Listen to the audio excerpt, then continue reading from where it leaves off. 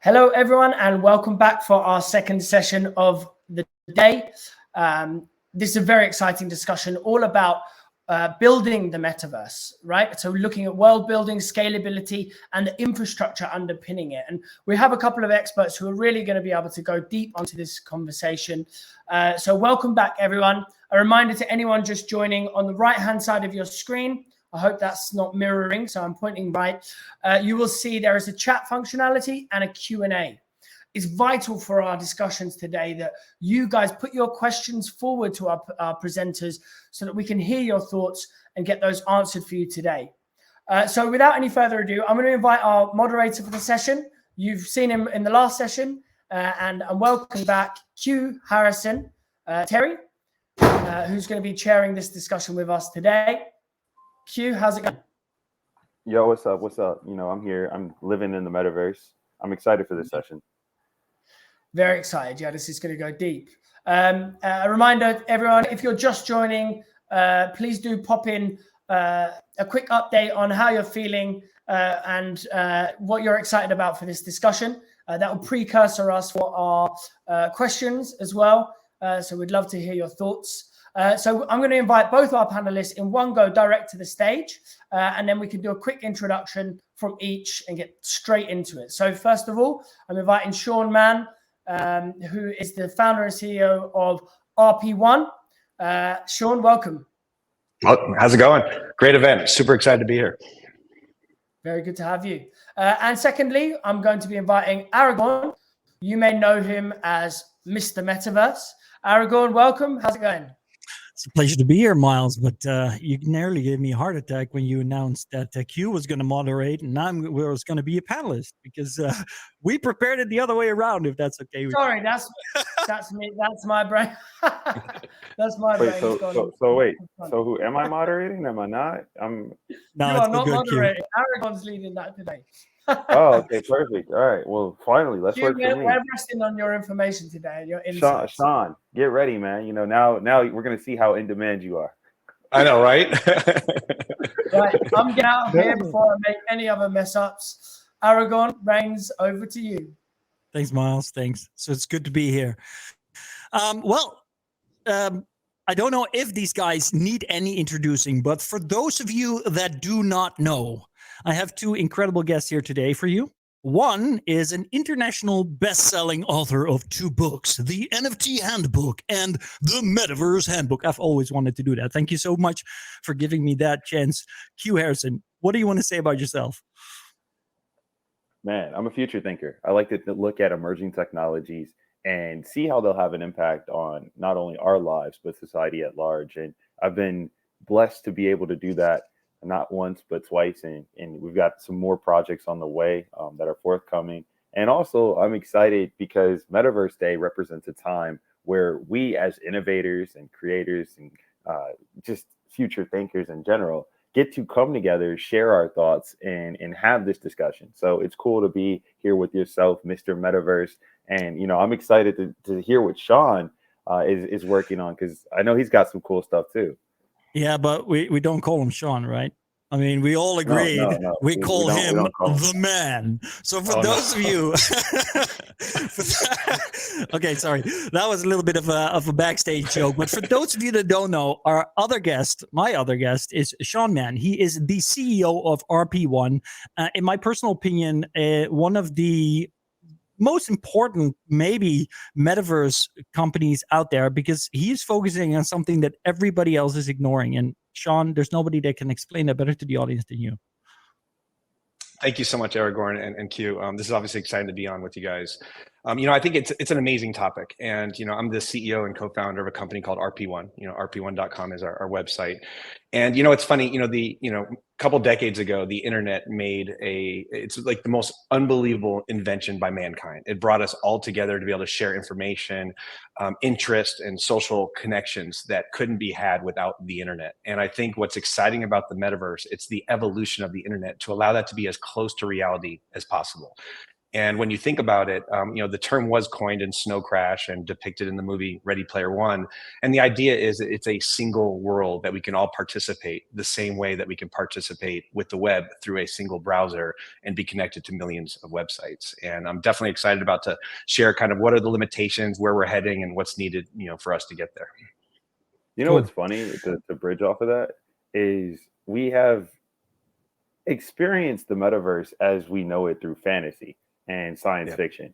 And then we've got the reality of it, which looks nothing like these historical works that we've all agreed are the basis at which we're world building against. And I think that juxtaposition, and you can see it from every single major company in the space, whether it's Meta, Apple, Microsoft, even, they were very much in the space with HoloLens.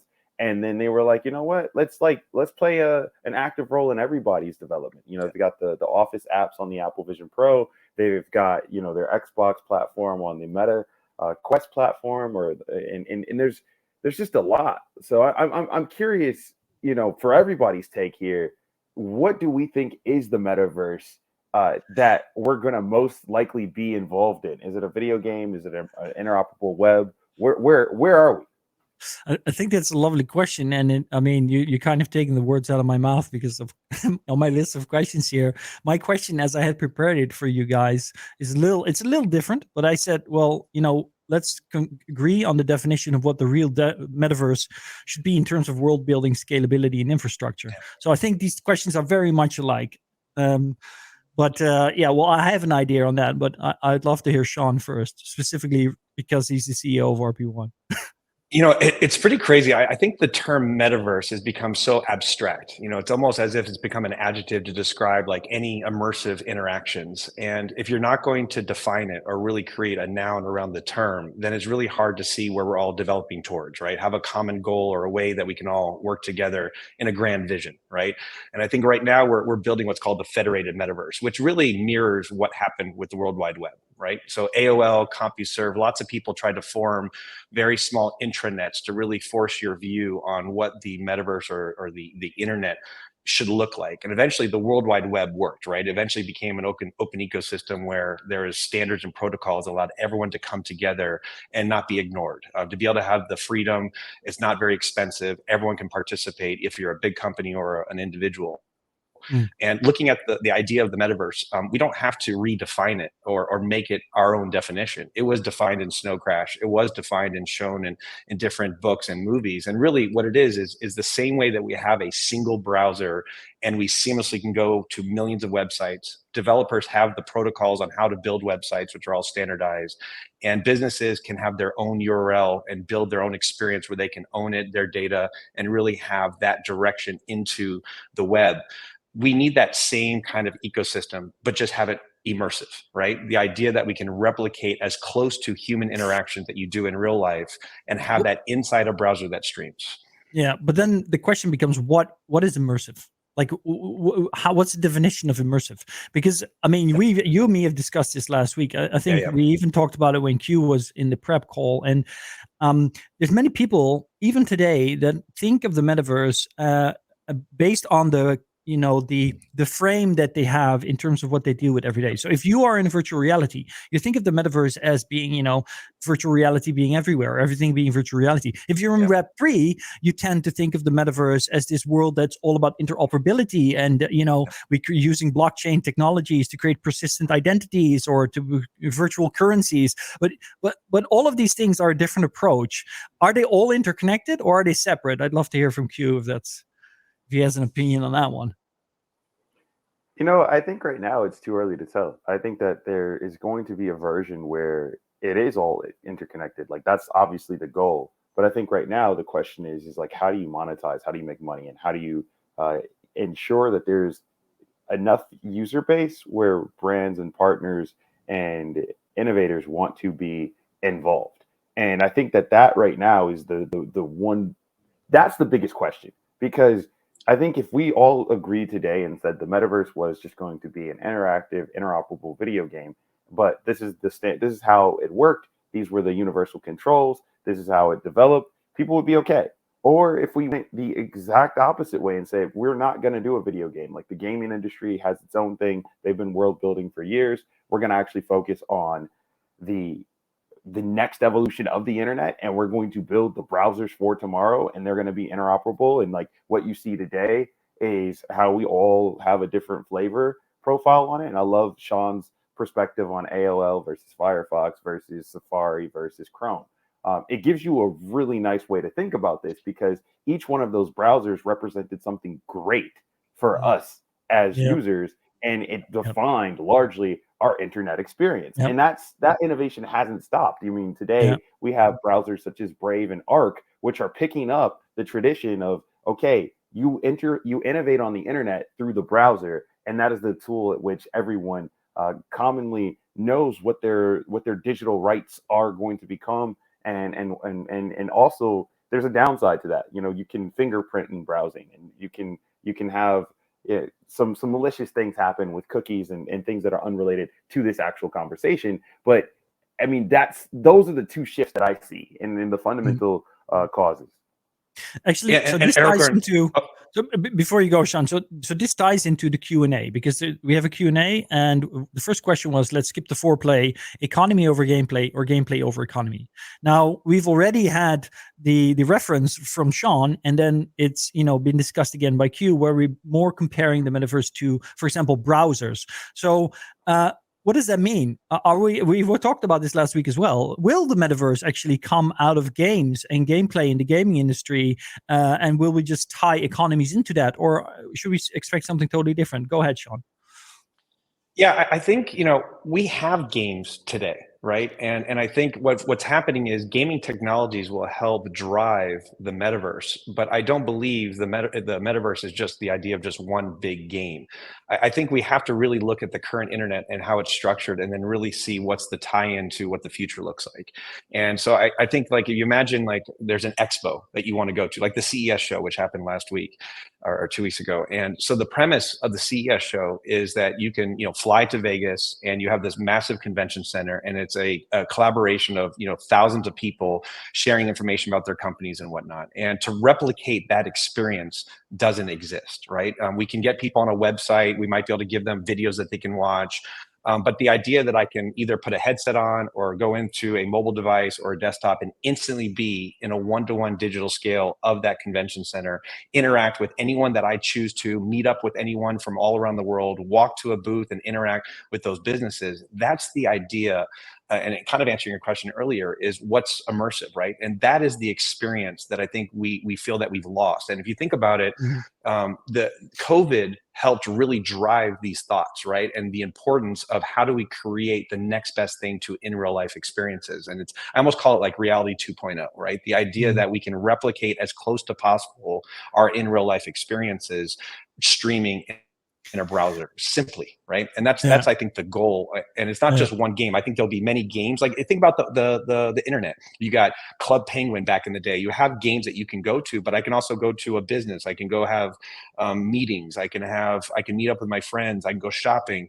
The metaverse is going to be all things you can do on the internet. Yeah, exactly. Did you guys see that video today on LinkedIn? I think it was for Apple Vision Pro, where they turned vacuum cleaning into a game. Yeah, I think you would love this. No. I mean that you bring up a valid point, because on the Apple Vision Pro, it's vacuum cleaning. On the Meta Quest 3, one of the most popular games is actually the power washing game, which is like it's a simulator where you wash cars. Like, it's wild.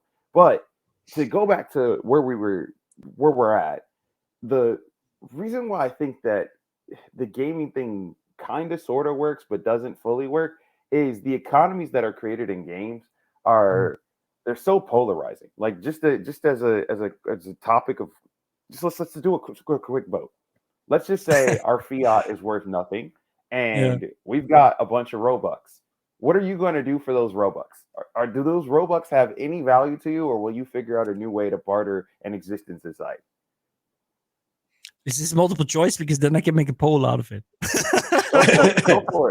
Go for it. What are you going to do? I mean, look, Roblox has a value within Roblox, right? And it allows an economy to exist. The challenge that you have is when that economy is controlled by an entity that takes a large percentage of your profits, it's not something that's going to work for the grander scheme of things, right? And so I do believe there does have to be an electronic commerce or some type of cryptocurrency aspect, but I don't think it should be limited to one. I think that's really, you should have tentacles or extensions that allow anyone to bring in different crypto properties into the metaverse, and then let the crowd or the people decide what they want to use for payments and how they want to interact. And I think that freedom is super important, because that's what the web does for us. I mean, we're not forced into one payment on any website. The goal is for the developers or the businesses to decide what payments people want to use and then provide those. And I think the same thing will happen in the metaverse. In fact, actually, most of the cryptocurrencies today are not even designed to work in real time currencies and transactions. The idea that I can have my avatar walk up to you, Q, and say, "Hey, what's up? I love your hat." And you're like, "Man, you can have it for $10. Take off your hat, give it to me," and then have some type of transaction that's cheap and quick and really easy to do is a big technical challenge. And so those are things that you have to think through to make this economy eventually, in the grander scheme of things, work. Okay, but then I'm going to repeat the some element. Yeah. The poll, like, it's actually not exactly what I expected. When I brought up the question, this isn't what I expected, but it's very fascinating. You know, people are, I mean, right now is a 40-40 split between people say, yes, we should stack Roblox, the users are there. And then there's another 40% of the people saying alts for all. And then the 20% of people are saying no, Bitcoin. So this is actually an interesting, I mean, obviously it's well, it's not really a statistically relevant survey group, but yes. Yeah. I mean, that's not what I expected, man. That's not what I expected. Well, that, you know, and that's always good when we find out things that we didn't expect. But I'd like to go back to something you just said, Sean, because you said, you know, current cryptos are not designed to be for instant exchange, right? But we do see massive development, right, on second, third layers, etc. You know, Bitcoin Lightning now. So, and we talked about this last week. You yourself are building a platform that right now, for example, doesn't have the graphical fidelity of an Unreal Engine game, right? But you know that is a problem somebody else will solve in the time it will take you to make this scalability infrastructure available. And that actually ties us back to the main topic of today's fireside chat, so we don't drift too far off, the scalability. So there is another question in the Q&A that got a few votes, and I'd like to cover that one as well. Jason Teague, Futurist, asked, do you believe there will be a single shared and open environment for virtual reality, not controlled by a single for-profit entity like we do for the web? And I think this is an interesting question because it ties into something we discussed earlier. It ties into the scalability. It ties into infrastructure and who will control that infrastructure. So what are you guys' thoughts on that? You know, I think it's vital for this ecosystem to work.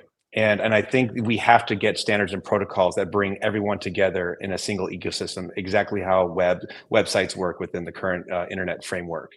And in my opinion, you know, right now we're in the early days of figuring these things out, pioneering. And in fact, the biggest reason why we're not there yet is there's massive technical limitations. And if you look at, let's say, social media, it's easy to bring 1 billion people into a single social media platform and easily connect to anybody. I can follow anybody, I can share information. There's no restrictions on who I can connect with. When you move to gaming technologies, which are going to power or should power the metaverse, it's the opposite. You're stuck with 20 to 100 people, and they have what's called a sharding problem with a D. The idea that you have to create instances that are not connected to each other. So it's impossible for me to seamlessly move from one experience built by one person to another experience built by another and connect with whoever I want all in real time without having to leave the instances. And I believe that most people, and there's a lot of articles that have been written in The Verge and a protocol, you know, I know they're no longer around, but that was actually saying the metaverse is actually decades away with this truest grand vision, because you can't network, let's say, 1 billion concurrent users in millions of different immersive applications. And we figured, hey, if that vision is going to happen, we have to solve that problem. And that's what RP1 is doing. So I want to take a deviation. I actually don't think that the metaverse is going to be a social or shared experience just yet. And what I mean by that is the infrastructure that we currently have. So the tools we're saying, what is the best metaverse experience that we can build today, is one that is actually very heavily focused on these singular immersive spectacle experiences, and I think that it's going to be here for a while, right? Like the using the terminology that we've been using for the whole conversation, I would say this is more akin to what's on your desktop, right? We have to figure out that question as it relates to a spatial environment. So when I think about that, go back to the early days of computing, of computing. When we think about like the graphical user interface, the desktop, you used to save a Microsoft Word document, drag it to the desktop, and there was like, oh, there's this document I created. Took photos from a digital camera, dragged them from the memory card or whatever the flash storage medium was. You put it on your desktop.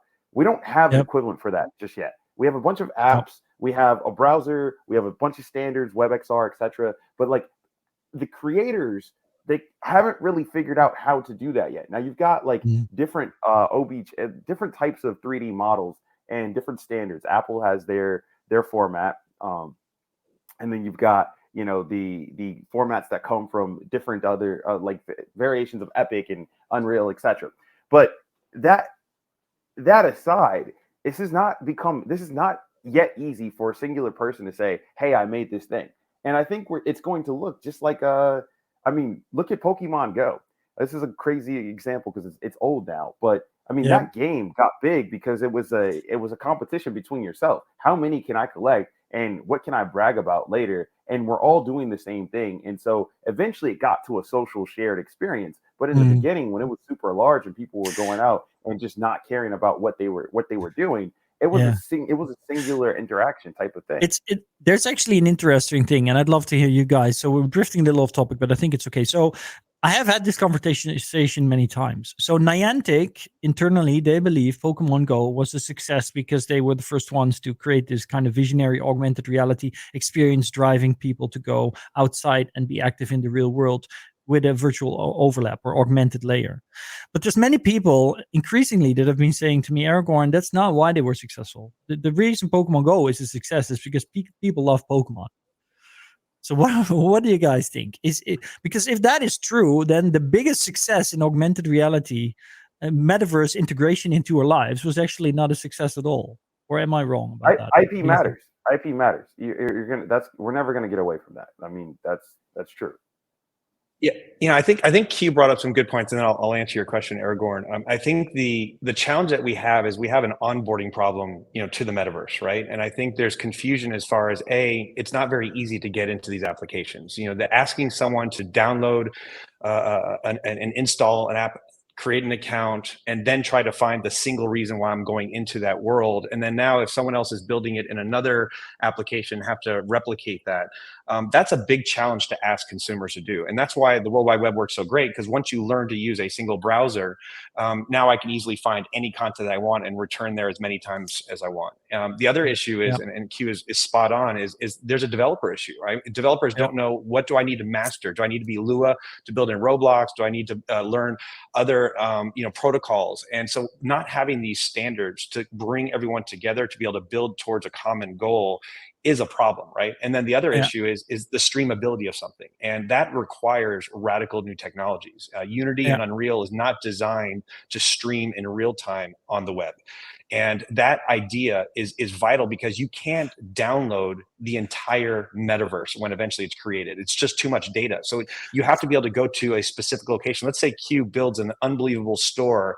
I instantly go to that store. It should instantly be there. I should be there with whoever I want to be with and interact with his NPCs or his people that run that store.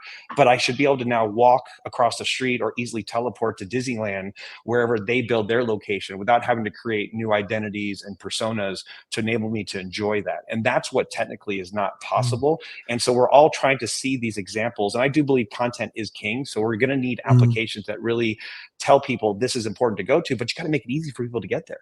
And you got to make the tools that make it as simple as building, TikTok videos, right? You have to empower not just developers, but people that don't want to learn programming, but want to use Canva-like tools to build unbelievable experiences in a couple of days and share that with whoever they want without having to raise millions of dollars from VCs to deal with the costs associated with scale.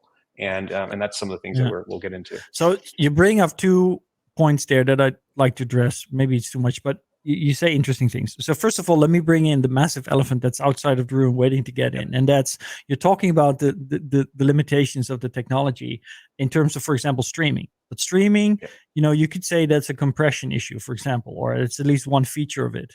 And some people refer to what's currently happening in the realm of artificial intelligence as being like this incredible revolution on compression. So my first question to both of you would be, do you see artificial intelligence being brought into this to solve some of these scalability issues? And then my second question goes back to, okay, and I forgot my second question, so we can leave that for now. On the compression part, right? So are you talking about like how an LLM, like how we need to fit these, like, so a good example is Google, right? So they've got Bard, but they've got different versions of Bard that fits on various devices. So you've got on-device model of Gemini, and then you've got Gemini Ultra, which is like something that probably will only run in a cloud. So that's what we're saying is revolutionary? No. Leave LLMs out of it for a second. If you listen to Jensen Huang, for example, in his last NVIDIA keynote, he talks about how we're not going to actually send data across, but we're going to send, well, in a way, we're going to send something across and then it gets reconstructed on the other end because most of what's necessary to construct it is already there. And so you're using AI on both ends. And that's what they're doing with, for example, NVIDIA DLSS 3, where basically they're generating a lot of the extra stuff you need to have a proper experience on your side of the line using artificial intelligence. I think that works for NVIDIA because they control both sides of the equation, right? I'm going to be sending information to an NVIDIA chip. Like, I think that's great marketing and great PR. But I think in the real world, when we talk about interoperable environments, is like, you think Google's going to allow whatever they generate to be intercepted by a Meta model? Well, and then this brings me model? back. This brings me back to the question I forgot. Did we just accidentally get it right with the internet? Did we just luckily stumble upon creating it this way because we just didn't know what was going to happen yet? And won't we be able to do anything like that again because now we have these big tech companies that want to stay in control? The internet had a utility, and it started with a utility, right? If you go back to ARPANET, it was a way for university researchers to communicate and work on their research at scale, and it was funded by the government largely because this was a technological need. When we look at some of the projects that we're seeing manifest today, whether it be for the metaverse or the spatial web, that's not necessarily where we're starting. We're starting from this whole concept of that this is going to be a $5 trillion industry, and we want to create some new tool that's going to be worth, $10 billion in 18 months. I think that we have to reset and say, what is the actual utility? Otherwise, we're going to end up with vacuum cleaner apps, and we're not going to. And I mean, the Apple Vision Pro will be the greatest thing to compete with Dyson. Mm-hmm. Yeah, I think a way to look at it is, AI is obviously a very generic, big term that encompasses lots of different things, right? And I believe AI is going to be revolutionary as far as tools, right? There's going to be lots of tools that'll make it easier to build content and deploy it into these immersive environments or spatial content. Then there's the idea of AI being predictive, right? The idea that it knows where you're going, so it can start feeding you the data of where you're going, start feeding that into your device in real time. And I think when you talk about NVIDIA, I think they're trying to solve the idea of cloud streaming, right? And make it super inexpensive. Exactly. The idea that you can render really high level graphics, stream it to a dummy device, and get those rich graphics, but still have the interoperability or the enriched experience that you can have.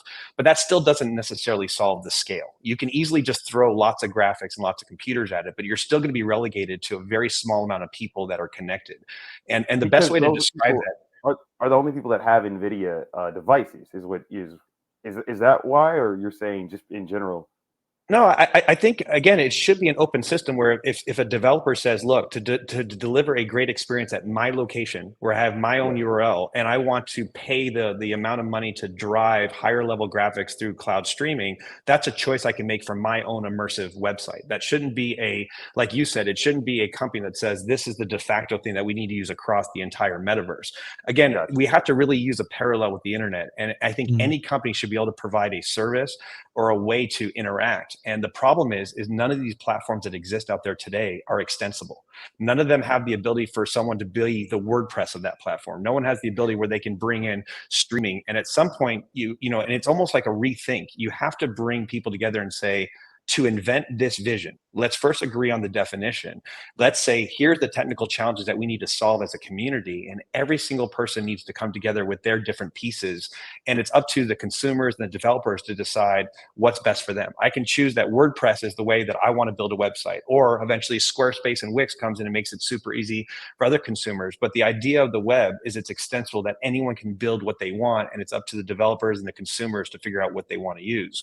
And so I believe that you have to use the current internet protocols, develop an extensible system on top of those protocols that allow everyone to participate at any level and drive an open ecosystem. Quick question on that. Since we're using the internet as the parallel basis for this conversation, do you believe that the way you're just going to get growth is just by adding cats? Because we know cats are the defining factor of the internet. I mean, look at YouTube, look at MySpace, look at all the major platforms. You know, that's not a bad idea at all. I mean, so should the next metaverse app be like we call it Neko Gecko or something, where it's just a bunch of cats and they're just... Well, but you're relegating the metaverse to being a single app, and I believe it's going to be millions of streamable applications. Remember, built by... that you get the infrastructure of YouTube because cat videos go viral, right? And that's what that's what I'm saying is, like, to get the users, right? Because if there's no users, there's no money, there's no demand, and so you need that viral video, or you need that crazy MySpace wall entry where people are like, yeah, man, I'm excluding you from my top 10 friends. This ties into another question from the Q&A. Alan Smithson is with us there. Many know him probably from his Metaverse Mall.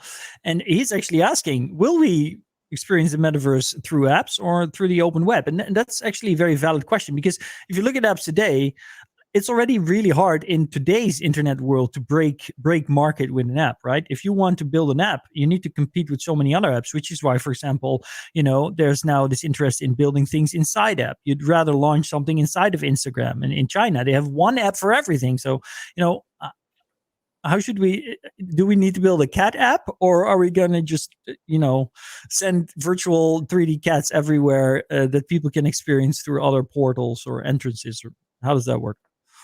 Yeah, I think if you build a system that allows you to have your own space, your own URL, you control your data, you own any profit that you make from that space, that enables you to market your experience the way you want to. The only difference with the idea of the metaverse is when I'm done going to that experience, however it's marketed, however it's created, I can seamlessly go find another experience built by somebody. And that vision is what's called, you know, horizontal scale. Right now, a lot of people are developing what I call vertical scale, the idea that I can have a single app and get lots of people in there. But I don't believe that's great. That's novel. I think it's great to have a concert with lots of people, but I don't think that's what's going to be needed for the idea of the metaverse.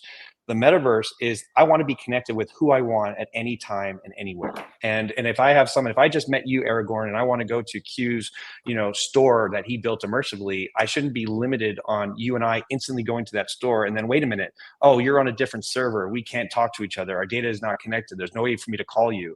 And if we're going to get the grander scheme of things, you have to build it. And Q, I agree 100%. Content is vital for this to work, but you also have to have the framework that allow that content to coexist with other people. And when that happens, I think it'll make it easier for consumers to come in, it'll make it easier for developers, and everyone can then start participating in the way that they want to bring it. Don't get me wrong, I agree wholeheartedly with what you're saying on that, and the infrastructure tidbit I get, but I also think that the thing that the internet got right, and what we have to also remember is this took almost 30 years for us to get to the internet that we all know and collectively agree on that this is the internet, right? So I don't know where you put you've avoided saying that we all know and love. Yeah, but go on. yeah. I mean, well, you have to like ask ourselves too: are we in, you know, phase era 1, era 2, or era 3 of the internet? Because I think each one is distinctively different, and the winners and losers of both generations, they're actually, it's like the winners of the first generation of the internet compared to the second, and then the latter, where we're at today, they look nothing like each other. They look nothing like each other. The skill sets that took you there were different. And so I think go on. To finish the point, when we come to the metaverse or the spatial web or however we describe it, I do agree that the infrastructure is necessary. But if we want like rapid growth and we don't want this to become like a hyped buzzword that, you know, like that we all just kind of have seen all the various technology hype cycles, I think we do need solid use cases with users that, you know, look appealing to both the end user and the investors. And I think we're trying to figure that out as innovators right now, because if we can't justify it, I mean, look at all the apps that aren't on the Apple Vision Pro at launch. They only have really a web browser. And that to me is fundamentally shocking because it's Apple, right? I mean, they've launched the iPad, the iPhone, the MacBook. Why couldn't they get developers to build apps for their own platform?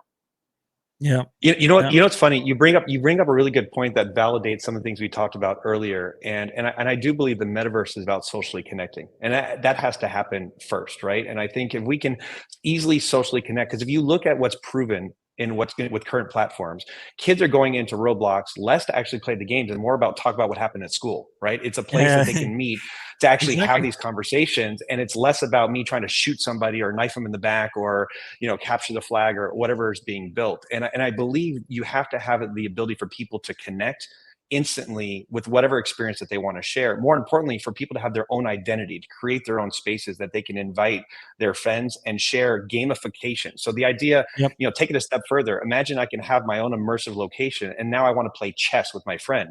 Well, I don't know how to build chess.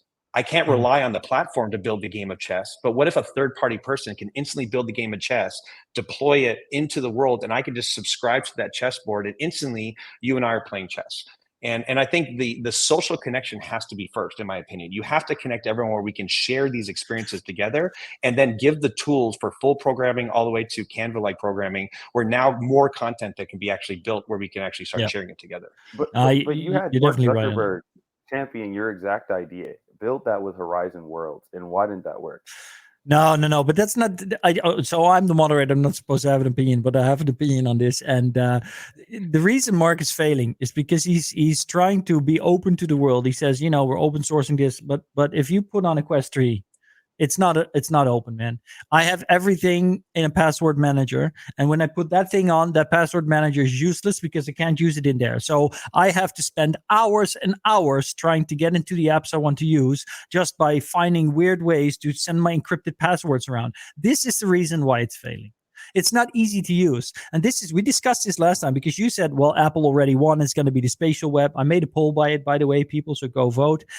But that is the thing that Apple gets so well and that Mark Zuckerberg is failing at. And that's why his approach is not successful. It's because you need to make things frictionless and smooth. And I do agree with Sean that once you have those two things combined, you have the social aspect and you have the smoothness, then you can be successful. But if either one of them is lacking, it's not going to work out. I would say. I have an example that I've used before in just kind of like personal discussions with people around the metaverse. The metaverse I do believe, will contain a digital twin of our entire planet that will be viewable from when I can't be somewhere in real life. I will use VR to go there. And when I'm there in real life, I'm going to interact with some type of AR application that streams to my device in real time. You still have a challenge on how do you network those applications and make that seamlessly work. And right now with current technologies, if I were to build a digital twin of this planet, I'd be able to put 100 people on that planet. And guess what happens to the next 100 people? I literally have to build the second Earth right next to Earth 1, Earth 2, and there are going to be 100 people on that planet, and so on and so on. Eventually, you'll have thousands of Earths with just 100 people on each of those planets with current scaling technologies. The goal, in my opinion, is to have a one-to-one scale of our planet where I can meet up in any city, any store, any restaurant, anything that I want to do, and be able to connect with anyone in that sense. And until we solve something like that, we're only going to have siloed experiences in a way that we're not going to have the interoperability that is designed around the big vision of a metaverse.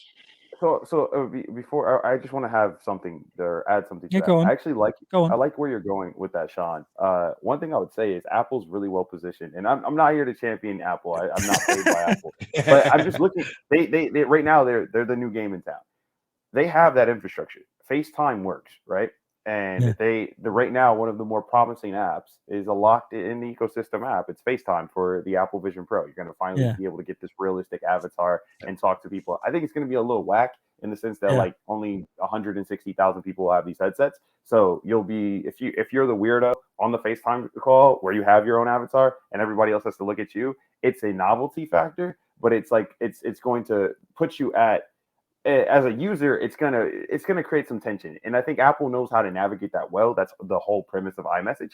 But that aside, let's go back to Sean's example and ask ourselves, what does the world look like if we have this digital twin? I'm gonna go back and use your previous example at CES. So if we went back to CES, at any given time, there's only 6 given active speakers. So those are the 6 speakers, whether it's Jensen on stage or it's someone at a booth, whatever, right? There's only at any given time, I think one individual can only pay attention to 6 active speakers. And those we can say, here's the feed for that. And we can quickly get you there. But let's say you want to go in with your company, or there's a mixer, the same way we do in real life. I can't go to a panel and talk to like 15,000 people. Now I could do that on Reddit or on Twitch, and that experience is trash. Like, you're scrolling through, looking at sub comments, all that. So if I just could outline my posse on like a FaceTime, we get streamed and we're in this environment. Can't we denoise and declutter some of the conversations that we're having, focus on the quality, and work within some of the parameters that exist today? But then as companies like yourself, RP1, get further on, get further integrated into the spectrum, I can widen that to my whole company. So we all can go collectively and hear everything the same way you can a Zoom call or even this Meet platform we're on right now.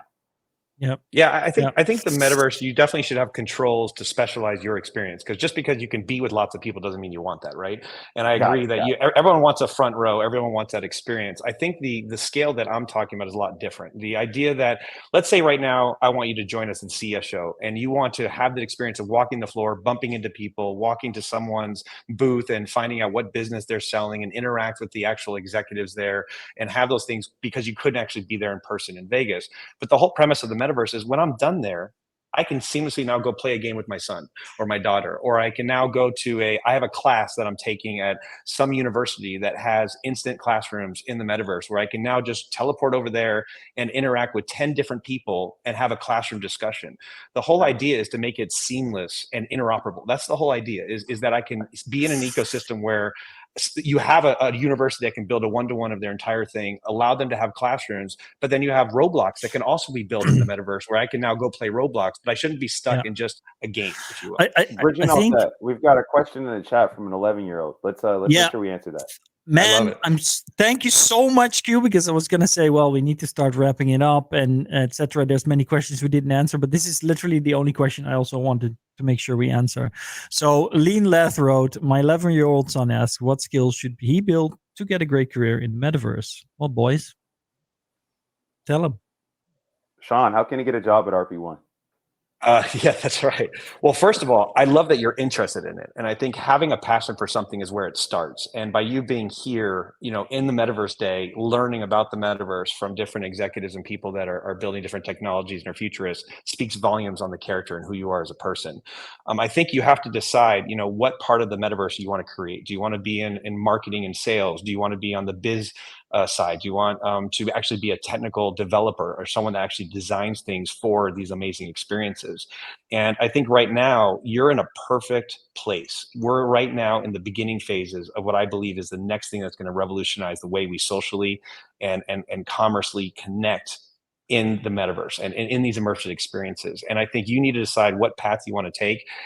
It's hard right now just because we don't have standards and protocols. So it's hard to point to exactly what programming skills you should get. I think at some point there should be an extensible system that allows lots of programming, including JavaScript, eventually Lua, and any other applications that will allow people to design and build their own content. But I think you're in a place where you can explore and decide what passion in the metaverse you have, and then really create something super special and going the direction that you want to. But big kudos for you coming into this. So I brought that question up because when I was 13, I started my own company. I sold curriculum to universities at 13. It was a fun experience.